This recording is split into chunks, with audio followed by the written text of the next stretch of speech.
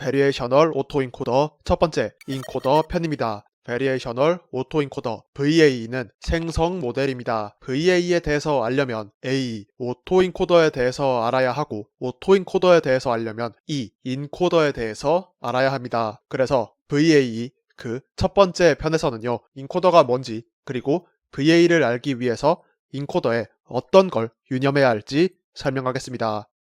예를 들어서 0부터 9까지의 서로 다른 버튼이 있는데요. 이 중에서 어떤 버튼이 눌렸는지의 정보를 저장할 겁니다. 그런데 여기에 가정을 하나 두면 0부터 9까지는 어떤 2개 이상의 버튼이 동시에 눌리지 않고 무조건 한 버튼만 눌려집니다. 이제 눌려진 이 버튼이 어떤 게 눌렸는지를 저장할 건데요. 0에서 9까지의 정보를 누른 걸 1, 안 누른 걸 0으로 해서 10개의 0 혹은 1로 정보가 들어옵니다. 그런데 이 정보를 좀 더 효율적으로 나타내면요. 이진법으로 나타내서 0000부터 1001까지 4개의 0 혹은 1로 압축해서 나타낼 수 있습니다. 이렇게 데이터 공간을 압축해서 정보를 표현하는 방식이 인코딩이고요. 인코딩을 수행하는 회로 알고리즘을 인코더라고 부릅니다. 그런데 이렇게 인코딩된 데이터는 다시 원래 데이터로 돌아갈 수 있어야 의미가 있습니다. 0000은 0을 나타내는 버튼이었다는 점, 0001은 1을 나타내는 버튼이었다는 점, 뭐 이런 식으로 해서 1000은 8을 나타내는 버튼이었다는 점, 1001은 9를 나타내는 버튼이었다는 점. 이런 식으로 원래 어떤 정보였는지 다시 되돌아갈 수 있어야 이 4개의 0, 1 비트로 10개 중 어떤 버튼이 눌렸는지 라는 정보를 인코딩해서 표현할 수 있습니다. 이렇게 인코딩된 정보를 원본 정보로 복원하는 것을 디코딩이라고 합니다. 여기서 설명한 건 1 혹은 0의 비트를 인코딩하는 어떤 원시적인 로우 레벨의 데이터를 가지고 설명을 했습니다. 그런데 앞으로 VA에서 설명할 인코딩은 좀 더 큰 숫자 차원에서의 인코딩입니다. 그래서 이번엔 이런 큰 차원에서의 인코딩도 어떤 건지 설명을 하겠습니다. 예를 들어서 32x32 픽셀의 이미지가 있습니다. 이 이미지 데이터는 3개의 숫자 RGB로 이루어진 픽셀이 32개 곱하기 32개, 1024개에 있는 각 픽셀이 3개니까 총 3072개의 숫자입니다. 이 3072개의 숫자를 만약에 예를 들어서 512개의 숫자로만 표현을 하면 이거는 더 많은 숫자를 더 적은 숫자로 나타냈으니까 이미지를 인코딩했다라고 할 수 있습니다. 그러면 이 압축된 정보 숫자 512개, 이 인코딩으로부터 원본 이미지 3개의 숫자 RGB로 이루어진 픽셀이 1024개, 각 픽셀당 3개의 숫자값, 총 3072개의 원본 숫자로 되돌아갈 수 있으면 이 인코딩이 잘 수행된 거고요. 이 원본 숫자로 되돌아가는 과정이 디코딩입니다.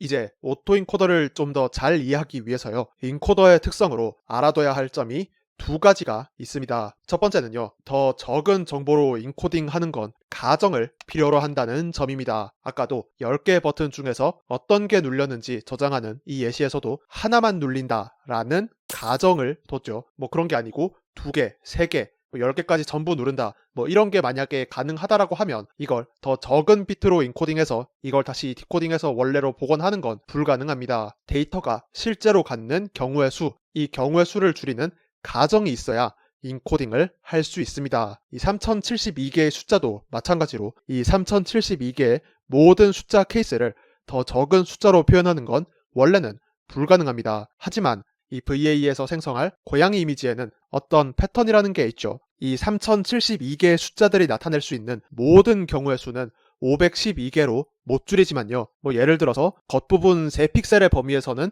인접한 픽셀이 RGB 셋 다 0.1 이하로만 차이 난다. 뭐 아니면 어떤 테두리 영역의 가운데에는 동그라미가 있다. 뭐 이런 정보, 이런 가정이 있으면 3072개의 숫자지만 이거를 더 적은 숫자로도 표현해서 인코딩을 할 수 있습니다. 2번째 특성은요.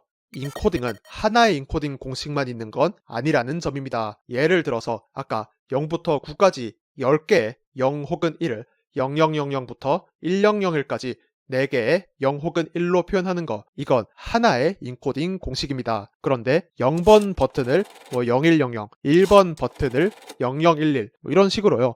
이진법 올라가는 순이 아니라 그냥 대충 무작위 순서로 넣을 수도 있습니다. 이 버튼에 대응하는 이진법 숫자가 겹치지만 않으면 이 공식에 대응하는 디코더만 잘 설계한다면 이것도 인코딩이라고 볼 수 있는데요. 그리고 꼭 4개의 0 혹은 1일 필요도 없습니다. 0을 10000, 1을 11000, 2를 01100 뭐 이런 식으로 5개의 0 혹은 1에 대응시켜도요. 각 인코딩에 대응하는 디코더만 뭐 잘 만들면 이것도 다른 공식을 쓴 일종의 인코딩입니다.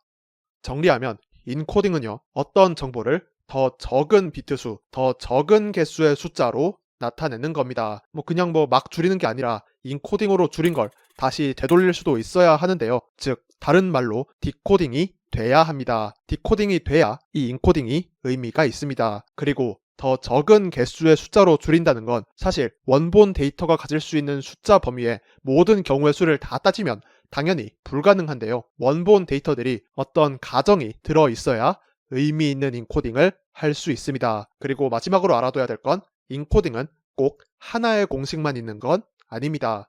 이제 원래 알아보려고 한 건 생성 모델, 그 중에서도 VAE였는데요. 그래서 다음 영상에서는 VAE 중에서 AE, 이 오토 인코더에 대해서 알아볼 건데요. 오토가 붙었으니까 인코딩을 자동으로 한다 이런 뜻 같은데 도대체 뭘 자동으로 한다는 건지, 오토 인코더는 생성 모델인지 아닌지, VAE를 알기 위해서는 오토 인코더에 어떤 걸 알아야 할지까지 같이 다루도록 하겠습니다. 감사합니다.